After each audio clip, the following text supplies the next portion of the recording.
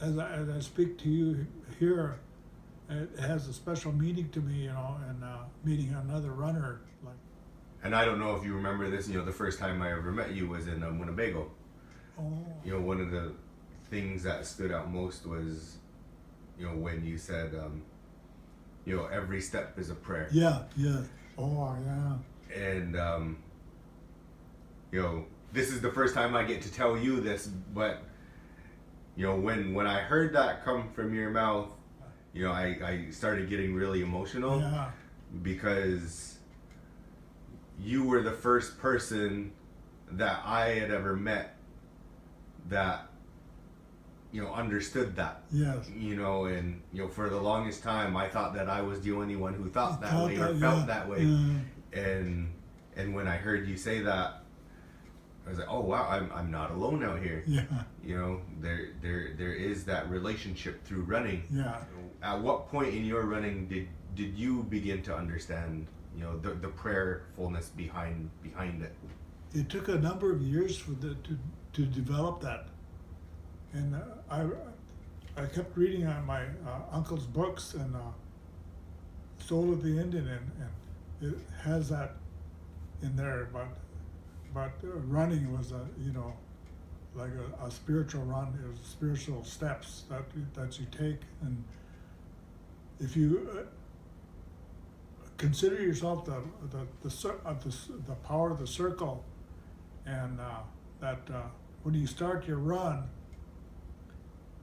the horizon follows you each step you take, and within that circle, what do you run for? You run with a prayer, and that circle follows you, and you're always in the middle of the universe.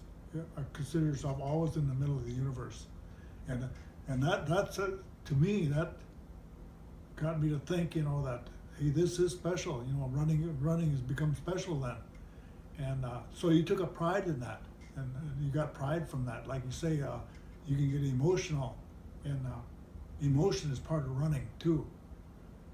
You get that running high, at the middle of the run, and that stands out, and so that running high is part of being spiritual, and each step you take is like a step on a drum. Mother Earth is a drum. It's a drum beat, and it's a heartbeat of the universe. And so I mean, you get to understand these things and these ways, and it becomes a powerful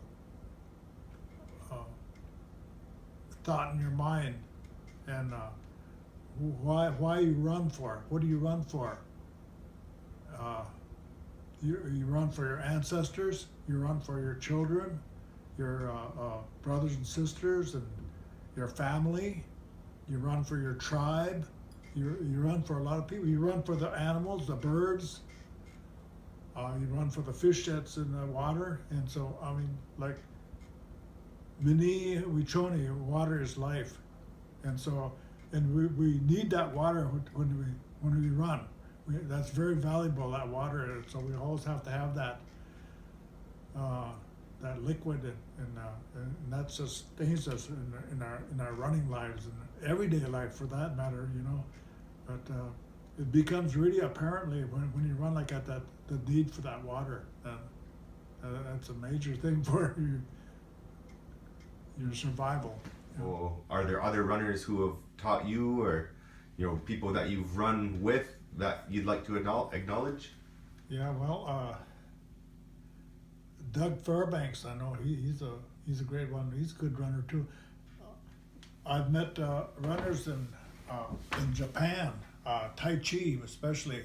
Tai Chi he's a great runner now. I see him now, and he has to have he's handicapped now, and he has to have help, just to get around. And he was a great runner, and like you say, I admired his spirit, and he took me to his hometown in Japan and introduced me to the mayor and the city council, and I mean, that was an honor, you know, for him to do that. And so I saw him on Facebook, and he had to be helped, and it really hurts me to see that. I mean, there's so many other runners that I know that are in that same stage of life that they went through, that were hard for them, you know, to carry on, and they suffered handicaps from it. I'm at that point now. I'm going on 87 years old, and I'm very fortunate that I have the health that I have.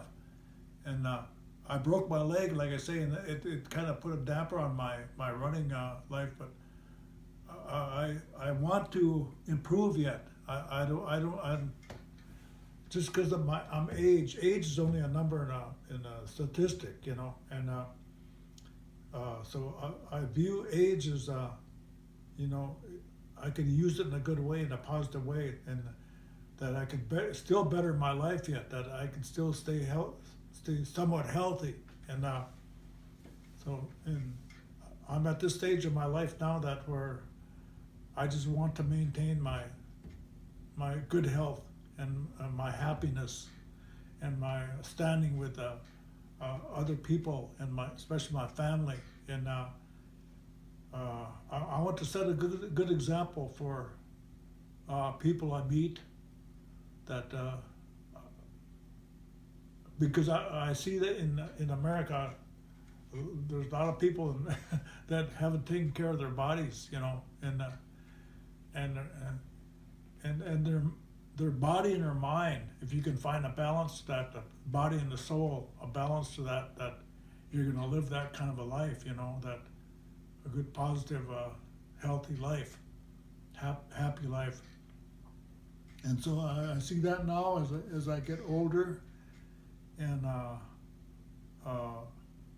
like being interviewed by you here, I hope I can instill in other people's mind that your health, your physical health and your spiritual health and all that, mental health is all, you know, very essential to maintaining a good, happy, healthy life.